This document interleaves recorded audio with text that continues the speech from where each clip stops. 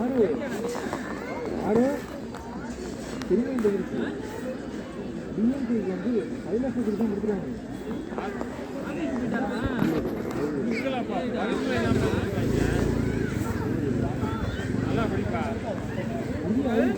இந்தியாவுக்கு தகவல்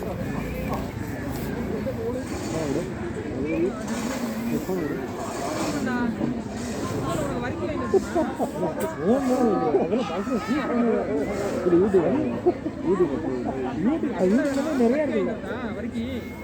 என்ன பண்ணாங்க இப்படி கேட்குறாங்க. உண்டும் வந்து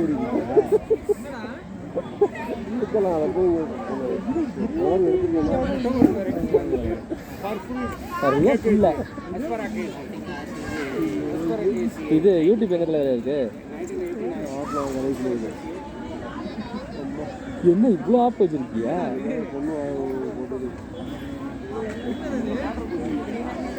கம்யூனிஸ்ட் வெளில போயிட்டாங்க. டிஎம்கே இல்லை தனியாக நிற்கிறாங்க.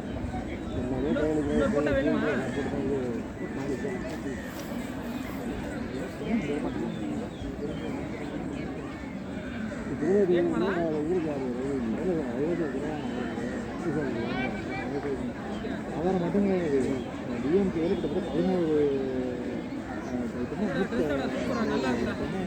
இது பண்ணுறாங்க. இளம் அவங்க கொடுக்கணும்.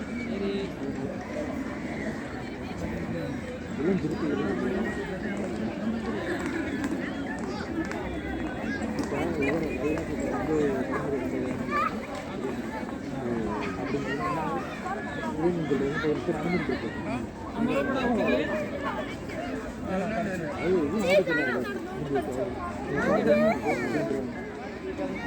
புதுக்கோட்டை புதுக்கோட்டையில்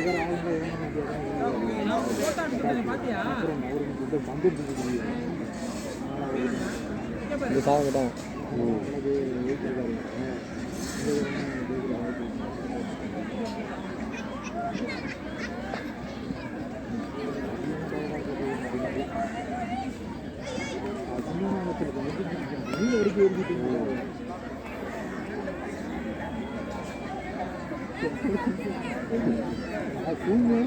நடுத்தர குடும்பத்தினர் பெரும் சிரமத்திற்கு ஆளாகியுள்ளனர். ஆனால் ஒரே நேரத்தில் அதிகப்படியான முன்பதிவுகள் குவிந்ததே தாமதத்திற்கு காரணம் என்று சிலிண்டர் ஏஜென்சிகள் விளக்கமளித்துள்ளனர்.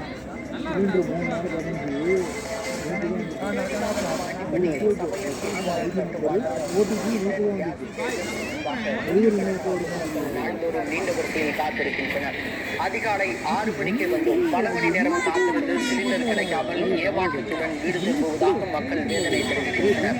உணவகங்களுக்கு கூடுதல் விலைக்கு சிலிண்டர்கள் விற்கப்படுவதாலேயே தங்களுக்கு விநியோகம் பாதிக்கப்படுவதாக குற்றம் சாட்டும் பொதுமக்கள் நிலைமை சீராகாவிட்டால் ரேஷன் கார்டு மற்றும் கேஸ் புக்கை மாவட்ட ஆட்சியரிடம் ஒப்படைக்கப் போவதாக மக்கள் எச்சரித்துள்ளனர். நீலகிரி மாவட்டத்தில் நிலவும் வணிக சிலிண்டர் தட்டுப்பாட்டால் உதகையில் நூற்றுக்கணக்கான உணவகங்கள் மூடப்பட்டுள்ளன. திறந்திருக்கும் உணவகங்களிலும் மெனுவில் உள்ள பல உணவுகள் தவிர்க்கப்பட்டு விறகடுப்பு மூலம் குறைந்த அளவிலான உணவுகளே வழங்கப்படுகின்றன. இதனால் கோடை விடுமுறை மற்றும் கால்பந்து பயிற்சிக்கு வந்துள்ள சுற்றுலா பயணிகள் உணவு மற்றும் குடிநீர் கிடைக்காமல் கடும் அவதிக்குள்ளாகி வருகின்றனர்.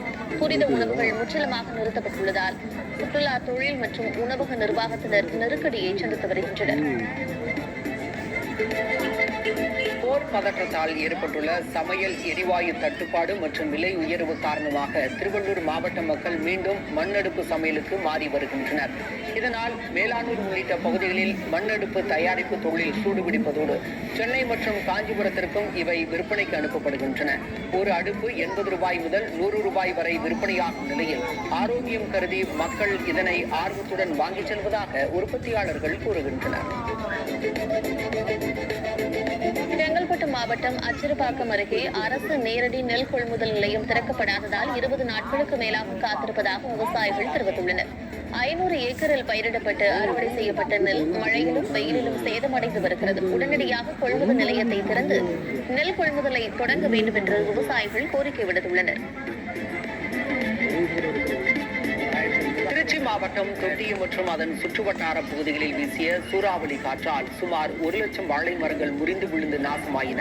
சீனிவாசநல்லூர், அழகரை உள்ளிட்ட கிராமங்களில் அறுவடைக்கு தயாராக இருந்த வாழைகள் சேதமடைந்ததால் பல லட்சம் ரூபாய் நஷ்டம் ஏற்பட்டுள்ளதாக விவசாயிகள் தெரிவித்துள்ளனர். நகை அடகு வைத்தும் கடன் பெற்றும் பயிரிட்ட தங்களுக்கு விளைச்சல் கைக்கு நேரத்தில் நேரிட்ட இந்த இழப்பிற்கு உரிய கணக்கெடுப்பு நடத்தி உடனடியாக இழப்பீடு வழங்க வேண்டும் என கோரிக்கை விடுத்துள்ளனர். சேலம் மாவட்டம் ஓமலூர் மற்றும் காடையாம்பட்டி பகுதிகளில் வீசிய பலத்த காற்றினால் 2000க்கும் மேற்பட்ட வாழை மரங்கள் முறிந்து விழுந்து சேதமடைந்துள்ளன. அறுவடைக்கு தயாராக இருந்த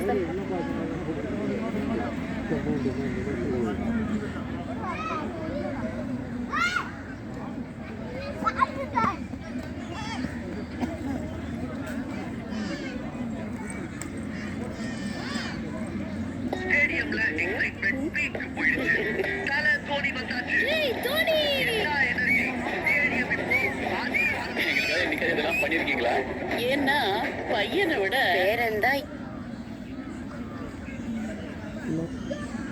வாங்க அது பார்த்து என்ன இருக்குன்ட்டு ஆயில்லாம் வச்சுருக்காங்க.